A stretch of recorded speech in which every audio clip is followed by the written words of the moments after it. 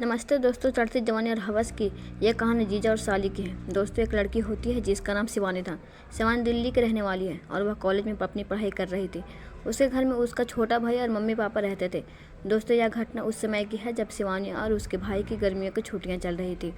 शिवानी की उम्र 19 साल थी और देखने में भी काफ़ी खूबसूरत लगती थी। शिवानी का छोटा भाई उससे 5 साल छोटा था। गर्मियों की छुट्टियां चल रही थी, तभी शिवानी की मम्मी कहती है कि तुम लोग अपनी बड़ी बहन रेखा के यहाँ रहने जा सकते हो। रेखा की शादी गुड़गांव में पिछले 2 साल पहले हुई थी और वह अपने पति कुश के साथ एक छोटे से फ्लैट में रहती थी। कुश अच्छा इंसान नहीं था और वह खूब शराब पीता था और अपनी पत्नी रेखा के साथ मारपीट भी करता था, लेकिन फिर भी रेखा उनकी सब बातें मानती थी और उन्हें बहुत प्यार करती थी। और जब उन्हें पता चलता है कि शिवानी और उसका छोटा भाई दोनों आ रहे हैं तो वह बहुत खुश हो जाती है और शिवानी उसका छोटा भाई घर से निकल जाते हैं। और दोनों जब गुड़गांव स्टेशन पहुंचते हैं तो वह देखते हैं कि उनके जीजा जी लेने के लिए स्टेशन पर आए हुए हैं। जैसे ही कुछ शिवानी को देखता है तो उसकी आंखें फटी की फटी रह जाती है। कुछ की नज़र शिवानी पर अटक जाती है क्योंकि वह उनसे बड़े दिनों बाद मिल रहा था। शिवानी अभी छोटी सी बच्ची से एक जवान खूबसूरत लड़की हो चुकी थी। उसका भरा हुआ शरीर उभरती हुई जवान जी से देखकर उसके जीजा जी कुछ उसका दीवाना हो जाता है। फिर शिवानी के जीजा जी उसके पास आए और उन्होंने शिवानी के माथे पर एक किस कर दिया और उसे गले लगा लिया। और जैसे ही उन्होंने शिवानी को गले लगाया, उनके स्पष्ट शिवानी के पूरे जिस्म में एक सनसनी दौड़ गई और फिर उन्होंने मोनू को भी गले लगाया। फिर वह जैसे तैसे उनके घर पर पहुंच जाते हैं और जब दूर से सुनसान इलाके में था, शिवानी रेखा से मिलने पर बहुत खुश हो जाती है। फिर शिवानी ने बताया कि हम 1 महीने तक यहीं रहेंगे। सुनकर और भी खुश हो जाती है। फिर रेखा कहती है कि चलो तुम लोग फ्रेश हो जाओ, थक गए होगे। तभी शिवानी का भाई कहता है कि मैं बिल्कुल भी थका नहीं हूँ और खेलने के लिए बाहर चला जाता है। तभी रेखा कहती है कि मैं तुम्हारे लिए कुछ बना कर लाती हूँ और वह किचन में चली जाती है। उनके पीछे पीछे उनके पति कुश भी चले जाते हैं। शिवानी अपनी दीदी के लिए कुछ सामान लेकर आई थी और सामान देने के लिए वह भी चुपके चुपके उनके धीरे धीरे पीछे पीछे चली जाती है। तभी शिवानी ने देखा कि उनके जीजा जी दीदी को पकड़कर धीरे धीरे कह रहे थे, यार शिवानी तो बहुत मस्त माल बन गई है और साली तो सही में आधी घरवाली होती है। उनकी यह बातें सुनकर शिवानी पानी पानी हो गई और शिवानी बिना सामान दिए वापस रूम में चली गई। दूसरे दिन शिवानी के जीजा जी काम करने के लिए निकल गए और शाम को ही घर वापस आए।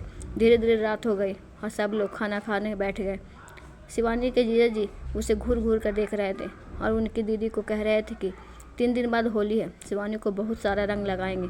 उसके जीजा जी के मन में शिवानी अब बस चुकी थी। उसे अब शिवानी के ही सपने आते थे। शिवानी के जीजा जी उसके साथ वो सब करना चाहते थे जो अपनी बीबी रेखा के साथ करते थे। उनके साथ रात रंगीन करना चाहते थे, उसकी जवानी को लूटना चाहते थे। शिवानी भी जवान हो चुकी थी, वह सब बातें जानती थी और वह यह सब भी जानती थी कि उसके जीजा जी के मन में क्या चल रहा है। शिवानी भी एक जवान मर्द के बाहों में आना चाहती थी क्योंकि उसके ऊपर जवानी का भूत सवार था। थोड़ी देर बाद उसकी दीदी रूम में जाकर बिस्तर लगा रही थी। शिवानी कहती है कि दीदी यहाँ पर तो सिर्फ एक ही बेड है, इस पर हम लोग कैसे सोएंगे।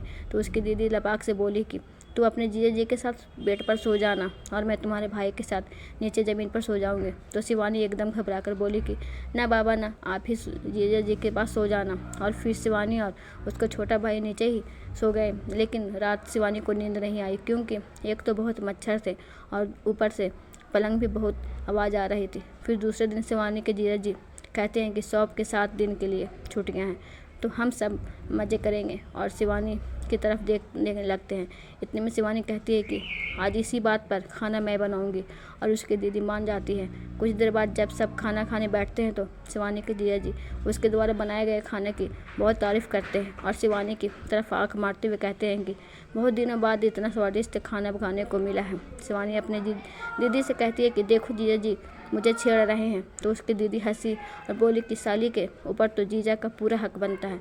और शिवानी शर्मा जाती है। फिर शिवानी सोने के जा रही तो उसके जीजा जी बोले कि क्यों शिवानी, कल नींद तो अच्छी तरह आई थी ना। शिवानी उसके छेड़ते हुए कहती है कि जीजा जी आपकी वजह से नींद नहीं आई। उसके जीजा जी बोले कि मुझे पता है छोटा सा रूम था और तुम कल नीचे सोई थी, लेकिन कोई बात नहीं, आज मैं नीचे सो जाता हूँ। थोड़ी देर बाद उसकी दीदी हाफ बाँ वाला छोटा गाउन पहन कर आई और शिवानी से कहती है कि तू ऊपर नहीं सोएगी तो मैं तुम्हारे भाई के साथ नीचे सो जाऊंगी। यह बात सुनकर शिवानी मान जाती है। शिवानी ने भी एक ढीला ढाला आगे से खुला हुआ गाउन पहना हुआ था। फिर पलंग के एक तरफ उसके जीजा जी और दूसरी तरफ शिवानी, बीच में दीदी और शिवानी का छोटा भाई नीचे सो जाता है।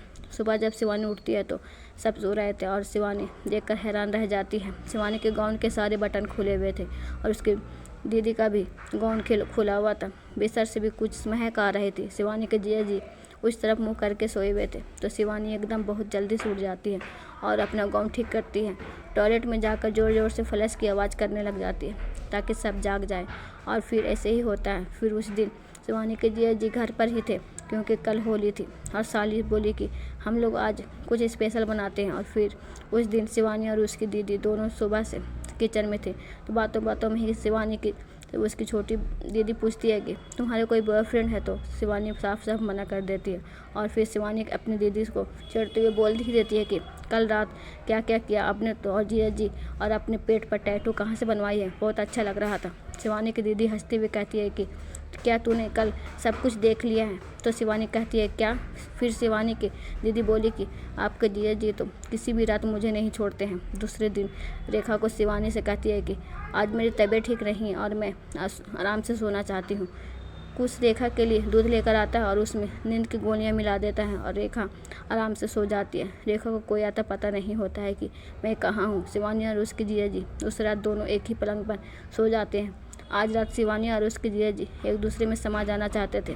वह कई दिनों से इस वक्त का इंतज़ार कर रहे थे। थोड़ी ही देर बाद दोनों ने मस्त वाला क्रिकेट खेलना शुरू कर देते हैं और दोनों उस रात को एक यादगार रात बना देते हैं। उस रात उन दोनों ने एक दूसरे की वासना को शांत किया। शिवानी यह भूल चुकी थी कि मैं जो भी कर रही हूँ गलत कर रही हूँ। शिवानी अपनी दीदी को धोखा देने में कुछ भी हिचकिचाई नहीं और दोनों ने उस रात 4 घंटे तक शारीरिक संबंध बनाए। तो दोस्तों, हमें कभी भी कोई ऐसा घिनौना काम नहीं करना चाहिए जिससे अपनी ज़िंदगी बर्बाद हो जाए। कभी भी कोई काम करने से पहले सोच विचार ज़रूर करना चाहिए। धन्यवाद।